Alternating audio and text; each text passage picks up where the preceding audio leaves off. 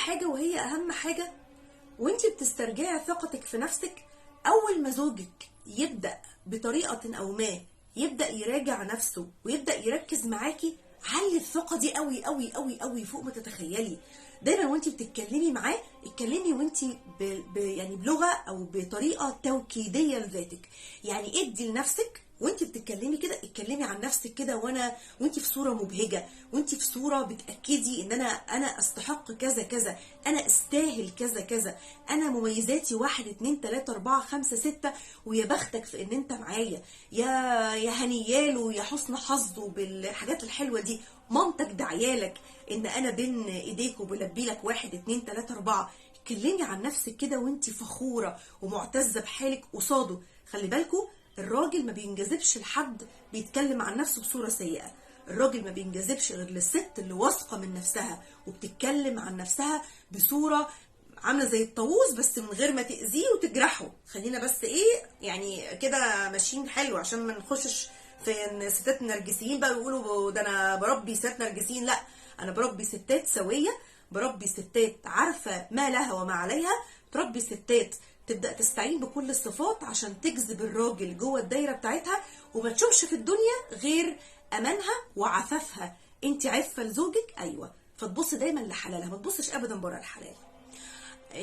تاني حاجة، خلاص بقى احنا زودنا الثقة في نفسنا بينا وبين نفسنا، وفي نفس الوقت كمان حاولنا نجذب الراجل بتاعنا او زوجنا لاحساس ان انا اصلا واثقة في نفسي واستاهل كل شيء جميل واستحق كل شيء توكيدي في حياتي انا باكده انه فعلا اوريدي موجود. طب نبدا بقى نبص للشكل الخارجي، ما هو اصل الراجل عينه دايما اللي بتشوف الاول. طيب يشوفني ازاي؟ حاولي تغيري من نفسك على الهيئه القديمه. الهيئه القديمه كانت اصلا اوريدي كويسه، احنا اتفقنا خلاص، احنا فتشنا في الدرج ده. لا، انا هغير بقى من نفسي. يعني لون شعرك اسود خليه اصفر، اصفر خليه فحلقي، فحلقي خليه بتنجاني. اتصرفي بقى، شوفي الحاجات اللي تليق عليكي، بس ابوس ايدك ارجوكي بلاش بقى شغل الجنان ونبقى عفاريت كده في البيت والحاجات الغريبه العجيبه اللي بتتبعت لي في الصور دي. فاستاذنكم لا، يعني خلينا كده ايه برضو يعني كويسين، يعني ما نخرجش بره القاعده ونشذ. يعني ابقى اغير من نفسي، اغير من نفسي يبقى تغيير جميل يضيف لي مش ياخد مني ويخليني زي العفريته. الراجل بدل ما ندخله جوه البيت يهرب وفكك يا معلم بقى، دي واحده بتجيب ضلافها يعني. تمام؟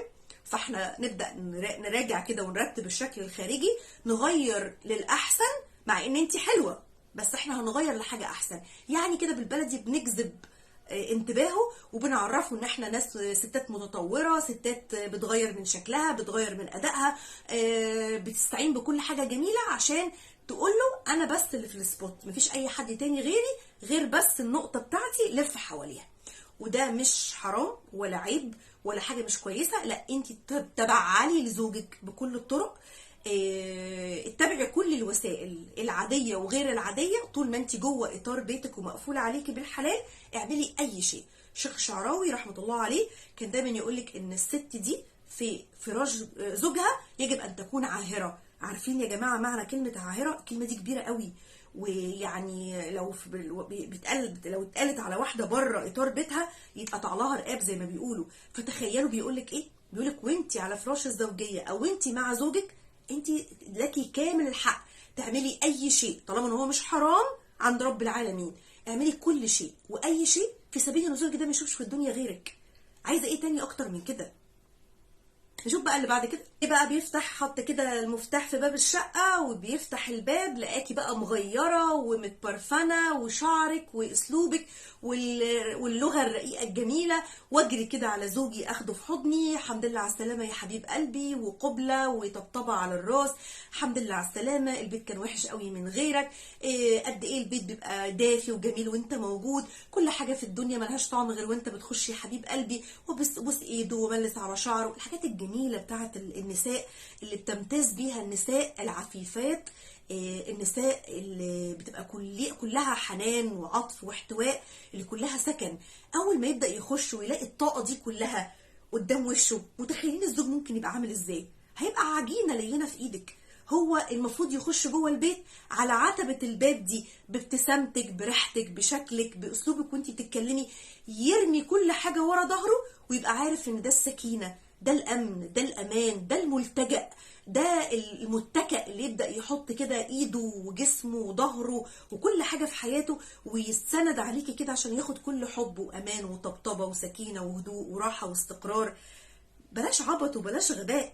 الست اللي تقولك اصله هيتعود على كده ويزهدني، متهيألك الراجل لما بيتعود على الحاجة الحلوة منك وانت بكامل احترامك وبكامل كرامتك وبكامل استقرارك واستقلالك عمره ما يزهدك ابدا.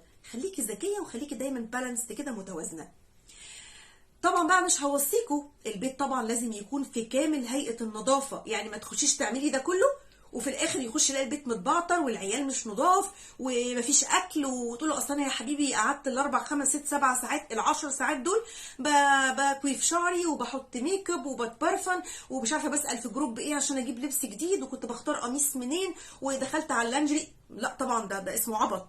مفيش حاجه اسمها كده. في حاجه اسمها ان انا لما بعدل وعايزه اجذب نظر جوزي وعايزه اجيبه للمحيط بتاعي تاني كل حاجه ابقى انت في حرب دلوقتي. هي حرب.